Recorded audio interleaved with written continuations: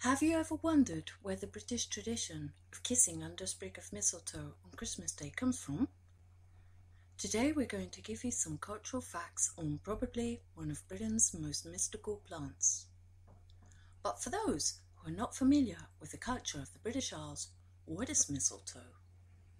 Mistletoe is a plant that grows on a range of host trees, including apple, oak and willow. Therefore, it's a parasite plant. The name of this plant comes from two Anglo-Saxon words, mistle, that means dung, and tang, meaning stick, so mistletoe actually means something like stick of dung.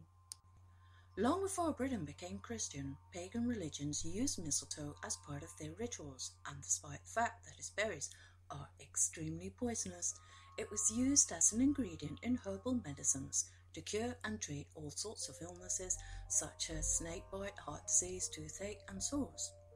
This plant even came to be known as Orhill. Druids had a strong belief that this plant would keep away evil spirits and bring good luck to households. So, it was very common to see this plant hanging from door lintels, and if anyone dared to cut down a tree bearing this plant, they were sure to bring upon themselves very ill luck. In Norse mythology, mistletoe was associated with fertility and love, and this could most probably be the origin of the belief that kissing under a sprig of this plant on Christmas Day would bring happiness to the couple. There are many legends in the British Isles that deal with anecdotes and misfortunes associated to mistletoe, but the one we're going to talk about today is a classic English folklore story about a young woman on her wedding day, the Mistletoe Bride. Many other places in England that claim to be the scenery of the story of a young bride on her wedding day, and many are those who claim that the young woman's ghost haunts the corridors of some old manor. It all began one Christmas Eve when a young woman became wife to Lord Lovell.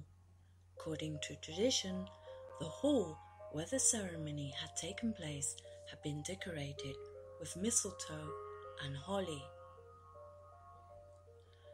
The wedding dinner was going to be served in the vast and beautiful dining room, and meanwhile the newlywed couple entertained their guests.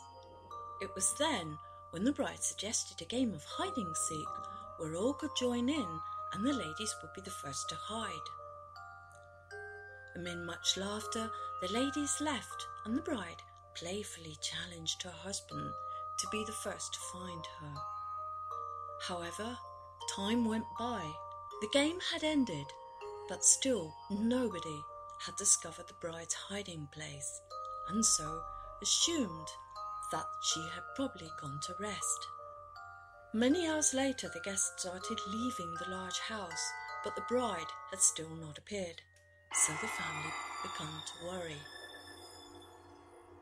And then they decided to set up a search party and frantically look for her in every room and within the surroundings.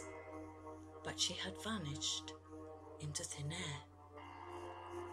Years went by and Lord Lovell, heartbroken, grew into an old man, never knowing what had become of his beautiful young wife, and the story of the missing woman became a legend within the area.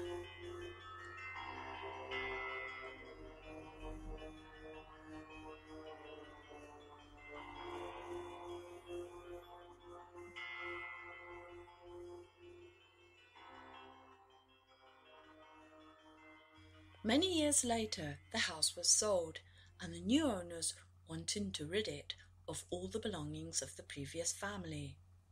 In the attic, there were paintings, old furniture, and a very old oak chest. The chest was much too heavy to be lifted without emptying it first, and the lid wouldn't shift as time and the weight of the solid wood had sealed it.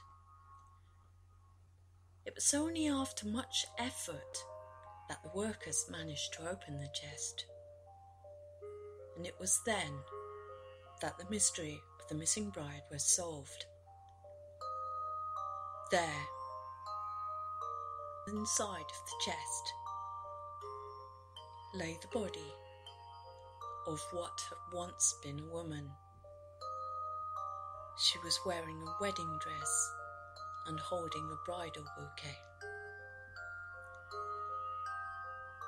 The young bride must have hidden in the chest, waiting for somebody to find her, and when this had not happened, the lid had been much too heavy for her to move, and she had found herself imprisoned inside forever.